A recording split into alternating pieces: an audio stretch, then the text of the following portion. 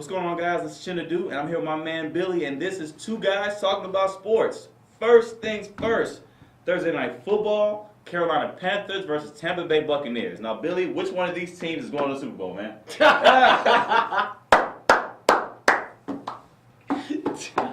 Hey. Okay. Hey, man. Let's get back to reality. Yeah, let's get back, man. What do you think of this game? Honestly, I see Carolina taking it just because, as we said off air, Carolina is a much better team than people realize, and Tampa Bay just sucks, man. Like at this point, they have nothing going for them right now. That's bad.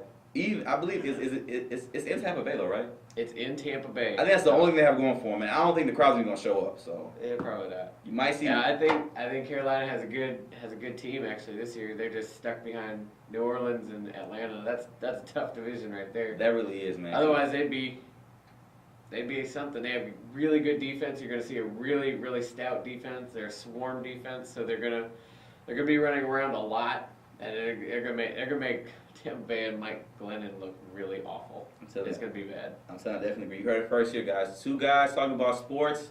Ari predicts Carolina takes it this Thursday. I take Carolina plus whatever Vegas will give you. Definitely, man. Definitely.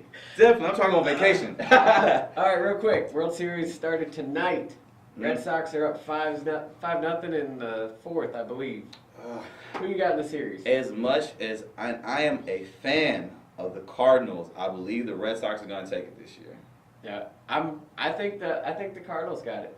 Going home, they just got to win a couple in Boston over the series. They have really good starting pitching all the way through. I know they're at 5-0 right now, but they have really good starting pitching. And then when you go to the National League ballpark, you're going to lose that DH on the Red Sox. I think that's going to be highly important. That means you're either going to lose Mike Napoli or David Ortiz, both of them major cogs in that offense. I think the Cardinals pull it out. They may win all of their home games. I definitely agree with the home games. However, they have to win all those home games because I strongly believe the Cardinals cannot win in Boston. Yeah. They can't win in It's a tough one. They have a really terrible left fielder, and that's a tough place to play. a very hostile crowd that believes in their team greatly. So like they have to win those home games if they want to take this World Series. That's the only way. All right. So your pick? I'm picking. I'm still going with the Red Sox. Still going. Again? How many games? Honestly, I see them doing. I see them doing the clean sweep. Honestly. You say with 4? I'm gonna take St. Louis instead. I say 4. So I don't think anyone's getting swept. These are two equal teams right here. I honestly think the Red Sox might surprise us. I think so. All right. Next up, the Brandon Merriweather suspension and subsequent reduction of the suspension. This strikes me as the don't see it league of denial, baby. Yes. What is your take on it? How can you suspend a head coach for a whole season and half the team, and then turn around and give this guy a slap on the wrist for the same thing, the exact same thing? Well, I don't know if it's the same thing. I mean, he went headhunting. He earholed. Well, I guess that was Brandon Marshall. what? It was bad. It was real bad. The thing about it is, he should have been suspended for a lot more than 2 games. Period. I would honestly because in this league, I know they like to give examples. They make examples out of certain players. They have to. But in his case, I would suspend him for 5 games at least. Me Yeah, personally. I think personally, I think that the 2-game suspension was them trying to make a stand, and then when they reduced it to 1 game, it just strikes me as the league of denial, man. Yeah. It's not player safety first, no matter what they're saying. Until they can step up, I agree with you. Yeah. The next time he earholes somebody or goes headhunting, it needs to be 5 games, just boom, Exactly. and hardline it. No. Because beyond football, this is this person's life and their livelihood and how they will function after football is done. And people are going to say, well, the NFL union has to defend him. Well, the NFL union is representing the people he's hitting too. Yeah. The union needs to take a good hard look and say, hey, that's not going to fly. Exactly. And until both parties do that, they're just going to keep on knocking people out. I definitely agree. All right. Next up, Bud Adams and Bum Phillips passed away this past weekend. I was sad because although I was not old enough to fully embrace the Houston Oilers, I was still old enough to remember who they were, still old enough to enjoy their games, and it made me sad because he brought the Oilers to Houston in the first place, and he took and I mean he had great vision. Unfortunately, the vision ended when he couldn't get that stadium he wanted, moved to Tennessee, and ironically, they built Reliant. Yeah. It's so ironic though, but I mean, I think it's just weird that I think it's just crazy that both of those guys passed away 2 days apart. Yeah. And it's just weird though, but I mean, it's definitely overall, it's just a big loss of football. Definitely. Two I guys. don't have anything to add to that. You hit it right on the head. Rest. Major loss. That Bud Adams was all about the league, Yeah. putting the league first. They're gonna miss him. I mean, that's a big loss. And then Bum Phillips is Bum Phillips. I mean, all the tradition and I mean, his DNA lives on in the NFL to this Amen to day. that. So, but all right. On a lighter note, but yeah. Titanic sinking over here. Case Keenum and Matt Schaub just reported to. I'm gonna say, woo! Okay. Just reported on ABC is reporting that they did an interview with Kubiak, and he said that Schaub is still his starter. What is your take? I may get heat for this, but I like Matt Schaub. Yes, I am a Schaub fan. However, I'm tired of the QB situation just because at this point we're looked at as a sideshow now, as a franchise. This is beyond the quarterbacks. People are laughing at the Texans right now. A team who before the season started was in Super Bowl talks. They were on SportsCenter saying, I think the Texans are gonna run away in the AFC with it. And now look, 2-5. Yep. Going into the bye, 2-5, when everyone thought it was gonna be 5-2, completely flipped. I do believe Matt Schaub is the only quarterback we have that can take us to the playoffs. However, I am afraid it's too little too late. I do think they will regroup and win more games. However, I highly doubt they'll win all of them. And in the division we're in, Colts and Titans, Jacksonville doesn't even matter. I don't even know if they even qualify as a team anymore. But the Colts and the Titans, That Titans team is good. yeah, that's who's going to win the AFC South, though. Especially like right now, you saw how the Colts, they handed Peyton Manning his first loss of the season. Andrew Luck, you wouldn't think this is the second year in the league.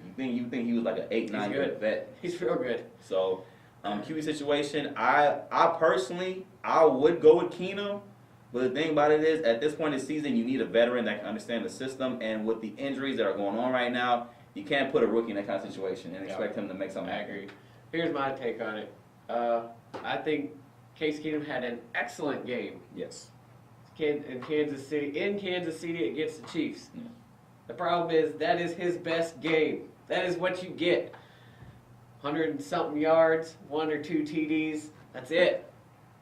The upside with Schaub is you can have 4 TDs and 500 yards in some games. No, it's not every day like Peyton Manning, but he gets the job done. Yeah. I like Matt Schaub. I like his experience.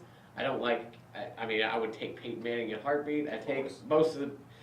In this case, between these two, I will go with Matt Schaub because of the upside. And I agree. And the thing about it too, all great quarterbacks go through slumps. Peyton Manning went through one. So did Brett Favre. So did Kurt Warner.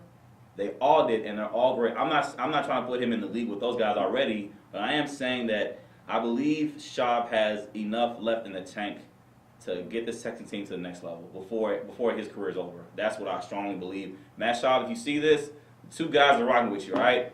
We're with you. Got you, Bo. Now, if you throw another interception, man, we're going to change the subject, all right? we may change the topic. Yeah. All right, real quick before we go. Sunday Night Football. The primetime game is Green Bay and Minnesota. Oh, it's going to be awful. Josh Freeman is concussed. He's out. Likely out. Did you say Denver, New Orleans, or Green Bay and Minnesota? Green Bay and Minnesota. It's going to be terrible. Minnesota's going to get absolutely housed. They can't run with Green Bay. I'm sorry, Minnesota. You're not running with Green Bay on this one. I strongly disagree. I do think their new quarterback, Josh Freeman, he is the second coming of Brett Favre in this league. And he's out. Late. Out. Green Bay takes it in a blowout game. regardless, they're at Minnesota. They're only, I believe Adrian Peterson's going to run for his yards as usual. I don't know. He got throttled against the Giants. But I do believe that their defense, I do believe he's going to break out on a couple runs. I do see him scoring at least one touchdown. I think it comes down to the quarterback play in that game. If Freeman goes, you're going to see Adrian Peterson bottled up all night. Yeah. If Ponder goes, you're going to see Adrian Peterson go off. It's because of their playing style. That is it. Exactly. Same plays called. It's the playing style. But at the end of the day, Aaron Rodgers isn't going to allow a loss to happen like that. He's going to throw that ball.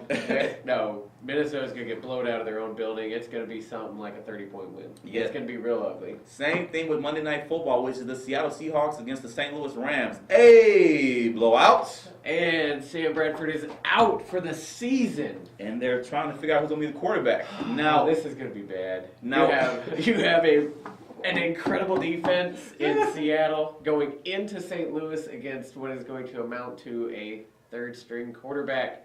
This is going to be bad, people. It's going to be really bad. I watched the Seahawks go into Houston, which, by the way, although we're proud Houstonians, Houston on the real has a raucous crowd that will throw you off your game.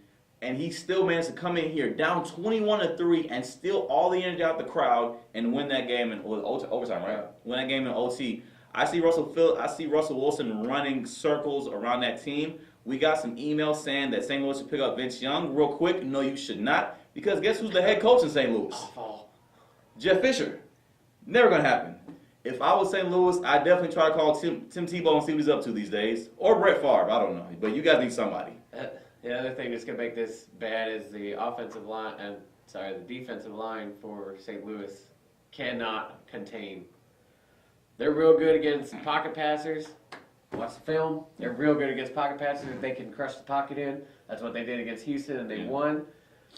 They're not going to be able to do it against Russell Wilson. He's going to run around and make it look like a circus out there. It's going to be bad. It's going to be a pretty bad game. Because I believe he told me off camera too that like he has a strong baseball background. And when you see him run, you can tell, like, the way he can cut corners and just get out that pocket so quickly. Like, he shook J.J. Watt, who was the #1 defensive player in the league right now. Shook him. Had no idea what happened. So, Seahawks take it in a blowout. I'm predicting, honestly, like 33-0. That's what I'm predicting. Honestly. I'm not gonna lie. Unless the special teams comes up huge for St. Louis, this is gonna be the worst game of the weekend. This is gonna be a blowout. But and there are some rough games this weekend. Exactly. God. Real quick, Brian Cushing out for the season. Is he a Texan next year? Honestly, I would say yes, because of what we talked about off camera. Nobody's gonna want him at this point. Nobody's gonna want to pay the money that he would want at this point. To get injured in the same area you got injured in last season, around the same time. Last year was week 6. Yeah, last year was week 6 against the Jets, and this is week 7. Around the same time. I really don't know. I want to say yes, but if he gets released, I wouldn't be surprised. That's our report for now. What do you guys think? You guys can give us your thoughts, your predictions on games in the comment section. We read all the comments, we reply to all of them. Leave in the comment section below. On behalf of myself, Chinadu, this is my guy. This is my awesome co-host, Billy. And this is Two Guys Talking About Sports. We'll see you next week.